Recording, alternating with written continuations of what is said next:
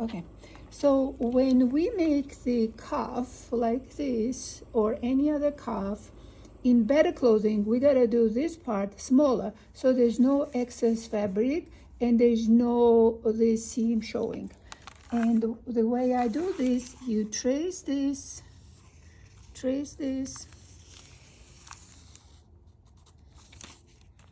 trace this, just like shift this an eighth, ta-da, like this. Shift this an eighth and shift up an eighth. And you'll see when we saw why this is important. This curve didn't change.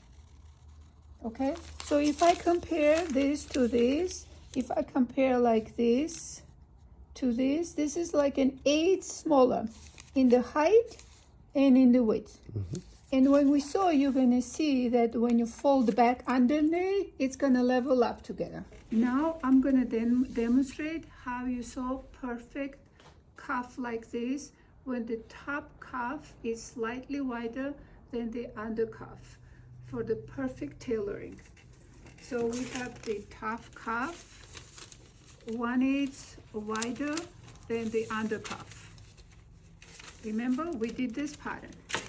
We fused the top cuff. Okay, now we can sew.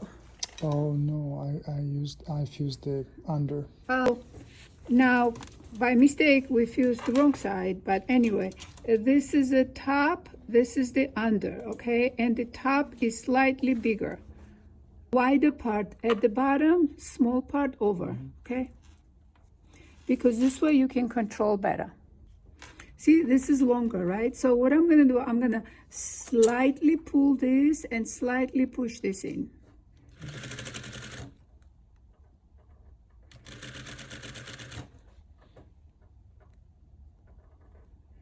Okay, see it matches here. So right here, I'm just gonna do copy like this, got turn like this, and this. And here, I know this part is a little smaller, but it is so easy to slightly push in.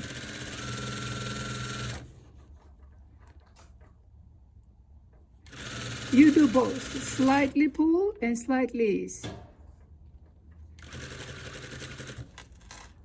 And you use same technique for the colors, top color, under color sewing. You use the same technique. Done. And in these corners, you gotta do clipping like this, because so that there's no bulky fabric. Same applies to the collar when you have a curved collar like this, and you'll see why. Like in this part, okay? So that when you turn,